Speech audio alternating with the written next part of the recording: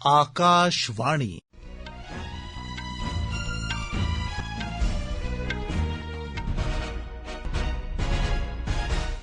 खबरां जगमोहन शर्मा कोला। इस वेले दियां खास खबरां इस चाल्ली न।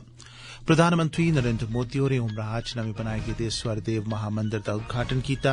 लोकें अग्गे जीवनै च नौ संकल्प लैने दा आग्रह बी कीता। मोदी होरें वाराणसी च कोई 20,000 करोड़ रपे दिएं 37 विकास परियोजनाएं दा बी उद्घाटन कीता। केंद्रीय मंत्री पुरुषोत्तम रूपाला होरें नमीं दिल्ली च पशुएं दी सेहत सरबंधी सम्मेलन दे उद्घाटनी इजलास गी संबोधित कीता। आखेआ जे पशु पालन दे क्षेत्र च भारत गी दुनिया दा अगुवा बनना होग। संचार मंत्री अश्विनी वैष्णव होरें दूरसंचार विधेयक 2023 लोकसभा च पेश कीता। विश्व बैंक दी ताज़ा रिपोर्ट मुजब बाहरले मुल्खें च रवा करदे प्रवासी भारतीयें कोला रकम हासल करने च भारत दुनिया च पैहले नंबरै पर बने दा ऐ। खबरें दी तफसील।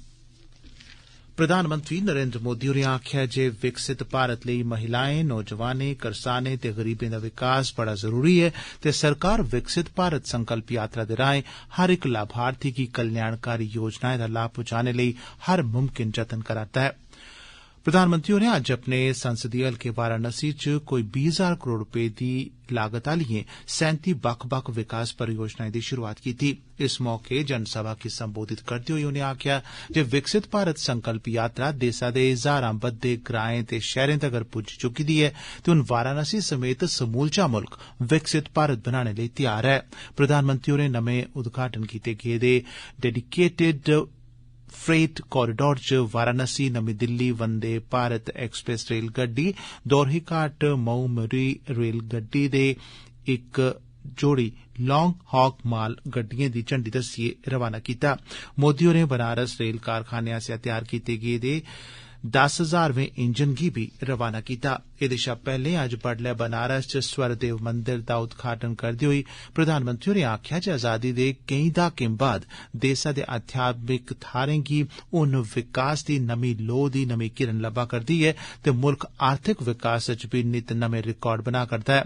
स्वरदेव मंदिर बारै गल्ल करदे होई प्रधानमंत्री होरें आखेआ जे मंदिर आध्यात्मिकता, ज्ञान ते योग तीर्थ दा इक जींदा जागदा नमूना ऐ। उनें देशवासिएं गी नौ आदतां अपनाने दी अपील कीती जेदे च पानी दा संरक्षण, डिजिटल लैन देन गी बढ़ावा देना, स्वच्छता बनाई रखना, वोकल फॉर लोकल, मुल्खै अंदर बक्ख-बक्ख थाहरें दा दौरा करना, जैविक खेती करना, तंदरुस्ती आली बक्खी ध्यान देना, मुट्टे अनाज गी बढ़ावा देना ते घट्टो-घट्ट इक गरीब परिवार दी मदद करना शामल ऐ।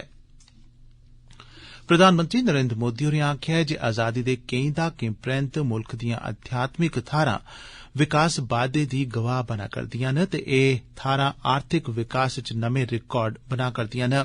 अज्ज वाराणसी च उमराह थाहर नमें बनाए गेदे स्वरवेद महामंदिर दा उद्घाटन करने परैंत मोदी होरें आखेआ जे अयोध्या च श्री राम मंदिर दा निर्माण बी किश हफ्तें दे अंदर अंदर पूरा होई जाग। प्रधानमंत्री होर उत्तर प्रदेश च अपने संसदीय निर्वाचन हलके दे 2 दिनें दे दौरे पर न। महामंदिर दे श्रद्धालुएं गी संबोधित करदे होई मोदी होरें उनेंगी 9 गुजारिशां कीतियां। केंद्र शासित प्रदेशें दी सरकार सरबंधी संशोधन बिल ते जम्मू कश्मीर दे परतिए गठन सरबंधी दुए संशोधन बिल गी पिछले हफ्ते लोकसभा ने पास कीता हा ते अज्ज राज्यसभा ने बी इनें बिलें गी मंजूरी देई दित्ती ऐ। सदन च विरोधी धड़े ने इस मौके पर नारेबाजी जारी रखी ते लगातार एह् मंग पुट्टी जे गृहमंत्री अमित शाह होर जंदी 13 दिसंबर गी संसद दी सुरक्षा च सन आले मामले पर बयान देन। सभापति जगदीप धनखड़ होरें आखेआ जे संसद दी सुरक्षा च सांझी चैंता दा विशे ऐ ते इस सब्भनें दी जिम्मेदारी बनदी ऐ जे संसद दी सुरक्षा ते एदे लेई साजगार माहौल यकीनी बनाया जा। केंद्रीय गृह राज्य मंत्री नित्यानंद राय होरें दौनें बिलें गी सदन च रखेआ ते एदे छड़े 20 मिंटें दे अंदर गै दौनें बिल पास करी दित्ते गे। केईं सदस्यें सरकार गी जम्मू कश्मीर च तौले चुनां करोआने दी बी गुजारिश कीती। लोकसभा ने त्रिविपक्षी सांसदें गी सदन च उंदे माड़े व्यवहार कारण संसद दे स्याले आले इजलास दी बाकी रौंदी अवधि लेई बर्खास्त करी दित्ता ऐ। इंदे च कांग्रेस दे नेता अधीर रंजन चौधरी ते गौरव गोगोई, टीएमसी सांसद कल्याण बनर्जी ते सौगात रॉय, डीएमके नेता टीआर बालू, ए राजा ते दयानिधि मारन ते जनता दल यूनाइटेड दे कौशलेंद्र कुमार बी शामल न। इंदे अलावा 3 विपक्षी सांसदें गी विशेष इख्तियारें आली कमेटी दी रिपोर्ट औने तगर निलंबित कीता गेआ। सांसदें गी बर्खास्त करने गी लेइयै कांग्रेस ने सरकार उप्पर त्रिक्खा हमला करदे होई आखेआ जे विरोधी धड़ें दी आवाज दबाने दी कोशिश ऐ। पार्टी सांसद गौरव गगोई होरें आखेआ जे लोकें दे बुनियादी अधिकारें गी सरकार अपने जोर कन्नै मिंदा करदी ऐ। विरोधी धड़े पर जवाबी हमला करदे होई केंद्री मंत्री जी किशन रेड्डी होरें आखेआ जे सरकार कुसै बी विषय पर बहस करने लेई तैयार ऐ, पर विरोधी धड़ें दे सांसदें मर्यादा रैहत व्यवहार कीता, जेदे कारण इस कारवाई दा फैसला लैना पेआ। राज्यसभा ने गैर मर्यादित व्यवहार ते सदन दी कारवाई च विघ्न पाने दे आरोप च 45 सांसदें गी बर्खास्त करी दित्ता ऐ। सभापति जगदीप धनखड़ होरें सांसदें दे माड़े व्यवहार उप्पर गहरा दुख ते चिंता प्रकट कीती। इस बारे च सदन दे नेता पीयूष गोयल हुंदे आसेआ पेश प्रस्ताव मुंह जवानी वोटें कन्नै पास करी दित्ता गेआ। एह खबरां तुस आकाशवाणी परा सुना दे ओ।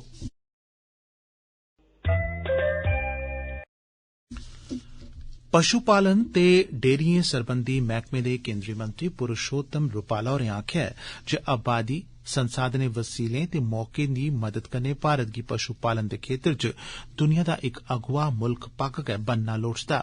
मंत्री होर अज्ज नमीं दिल्ली च एनिमल हेल्थ कॉन्क्लेव यानी पशुएं दी सेहत सरबंधी दिक्खभाल आले सम्मेलन दे उद्घाटनी सत्र गी संबोधित करा'रदे हे। पशुएं दी सेहत आले खेतर अग्गे पेश समस्याएं पर लोऽ पांदे होई रूपाला होरें आखेआ जे सरकार दा मकसद पशुएं दे टीकें दवाइएं लेई बलगने दे समें गी घट्ट करना ऐ। उनें आखेआ जे टीकाकरण अभियानें कन्नै जुड़े दे इदारें गी लोड़चदा ऐ जो रूपरेखा तैयार करन ते सरकार गी जानकारी देन। उनें सरकार दी तरफा इत पेठा हर मुमकिन मदाद दा भरोसा बी दोआया। मंत्री होरें आखेआ जे माल बच्छे दी सेहत सरबंधी खेतर गी नमिएं काह्डें दे कन्नो कन्नी यूनानी ते आयुर्वेदिक दवाइएं दे विकल्प बक्खी बी ध्यान देना लोड़चदा। उनें पशुएं दी सेहत जांच सरबंधी गश्ती वैटनरी यूनिट ते बड्डे स्तरै पर पशुएं दी सेहत लेई टीकाकरण अभियान आले जतनें गित्तै प्रधानमंत्री नरेंद्र मोदी हुंदा आभार प्रकट कीता। जारी डंड रौली दे चलदे बी अपनी कारवाई जारी रखदे होई लोकसभा ने अज्ज डाकखाने सरबंधी बिल 2003 गी मंजूरी दे दित्ती ऐ, जेड़ा अंग्रेजें दे समें दे इंडियन पोस्ट ऑफिस एक्ट 1898 दी थार लैग। नमें बिल दे प्रावधानें मुजब डाक सेवाएं दे महानिदेशक गी इंडिया पोस्ट यानी भारतीय डाक दा अध्यक्ष नियुक्त कीता जाग, जेदे कश डाक टिकटें दी सप्लाई ते सेवाएं पर लगने आले शुल्क सरबंधी मामलें दे नियमन दी इख्तियार होग। इस बारे संसद च होई दी सरसरी बहस दा परता दिंदे होई संचार राज्यमंत्री देवसेना चौहान होरें आखेआ जे सरकार 1,64,000 डाकखाने राएं नागरिक केंद्रित सेवा उपलब्ध करोआ करदी ऐ। राष्ट्रपति द्रौपदी मुर्मू होर अज्ज पच्छम बंगाल च IIT खड़गपुर दे 69वें दीक्षांत समारोह च शामल होईयां। उनें पास होने आले विद्यार्थिएं दी गिनतरी च बाद्दा होने पर खुशी प्रकट कीती ऐ। इस बरे 3205 स्नातक यानी BA स्तर दियां ते स्नातकोत्तर यानी BA कोला बाद दी पढ़ाई दियां डिग्रियां दित्तियां गेईयां न, जिंदे च 21% महिला न। इस मौके अपने संबोधनै च राष्ट्रपति होरें विद्यार्थिएं गी मनुक्खता ते समाज कल्याण लेई कम्म करने दा आह्वान कीता। दूरसंचार बिल 2023 गी अज्ज लोकसभा च पेश कीता गेआ। इस बिल दा मकसद दूरसंचार नेटवर्क ते दूरसंचार सेवाएं दे बाद्दे विस्तार ते कम्मकाज मुतल्लक कानून च संशोधन करियै उसी मजबूत बनाना ऐ। संचार मंत्री अश्विनी वैष्णव होरें एह् बिल संसद च रखेआ। BSP सांसद रितेश पांडे होरें एह् आखदे होई इस बिल दा विरोध कीता जे एह् निजता दे अधिकार दे खलाफ ऐ। उनें इस बिल गी जांच लेई संसदीय कमेटी कश भेजने दी मंग बी कीती। केंद्र सरकार ने आखेआ ऐ जे इस माली ब'रे च 11 दिसंबर तोड़ी UPI दे राएं 8,572 करोड़ रपे दा लैन देन होआ ऐ। केंद्रीय खजाना राज्य मंत्री डॉक्टर भागवत कराड़ होरें अज्ज लोकसभा च इक लिखित परते च एह जानकारी दित्ती। उनें जानकारी दित्ती जे 2022-23 दौरान 62% डिजिटल लैन देन UPI राएं कीता गेआ ते एहदे इस्तेमाल कन्नै बैंक आसेआ जारी नोटें दे चलन च बी कमी आई ऐ। 2021-22 च एह कमी 7.8% ते 2022-23 च 9.9% दर्ज कीती गेई ऐ। कोयला मंत्रालय 20 दिसंबर गी 9वें गेड़ दी कारोबारी कोयला खान नीलामी दा सरिस्ता करोग। मंत्रालय ने आखेआ ऐ जे आगामी दौर च कुल 26 कोयला खानें दी नीलामी कीती जाग। उस्सै रोज मंत्रालय कोयले दे लिग्नाइट खाने दे प्रदर्शन गी मानता देने आले स्टार रेटिंग पुरस्कार समारोह बी आयोजित करोग। एह खबरां तुस आकाशवाणी परा सुना'रदे ओ। विश्व बैंक दी प्रवासन ते विकास रिपोर्ट मुजब इस बरे भारत प्रवासिएं कोला हासल रकम दे मामले च सब्भनें शा अव्वल बने दा ऐ। इस बरे बाहरले मुल्खें च रवा करदे प्रवासी भारतीयें अंदाजन कोई $125 अरब भारत च भेजे न।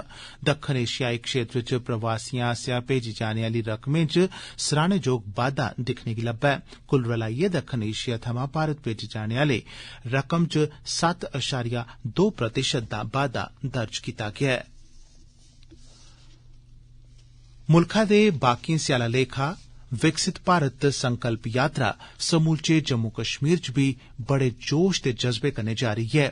विकसित भारत संकल्प यात्रा अज्ज उधमपुर जिले दी सुनारी पंचैत पुज्जी ते उत्थें यात्रा दा गज्जी बज्जियै स्वागत कीता गेआ। DDC उधमपुर लाल चंद होरें ते जिले दे होर दुए अफसरें गवर्नमेंट मिडल स्कूल कंबल डंगा च इस कार्यक्रम दा उद्घाटन कीता। मकामी लोकें प्रधानमंत्री आसेआ दित्ते गेदे स्नेह गी गौर कन्नै सुनेआ ते सरकारी स्कीमें दा जेहड़ी उंदे फायदे आस्तै शुरू कीतियां गेदियां न उंदा लाभ भी हासल कीता। कार्यक्रम दौरान केई सारे लोकें शपथ भी लैती जे ओह भारत गी विकसित राष्ट्र बनाने च अपना योगदान देंगन। तोआईं विकसित भारत संकल्प यात्रा जेहड़ी के इक देशव्यापी मुहिम ऐ, भारत सरकार दी पैहलकदमी गी ते बक्खरी बक्खरी सरकारी स्कीमें बारै लोकें च जागरूकता फैला करदी ऐ। अज्ज पुंछ जिले दे बन्ने कन्नै लगने आले ग्रां बनवट च एह यात्रा पुज्जी। संकल्प यात्रा दी वैन पुजदे गै सरपंचें पंचें दे नुमाइंदें पंचें ते मकामी लोकें बड़ी गर्मजोशी कन्नै एहदा स्वागत कीता।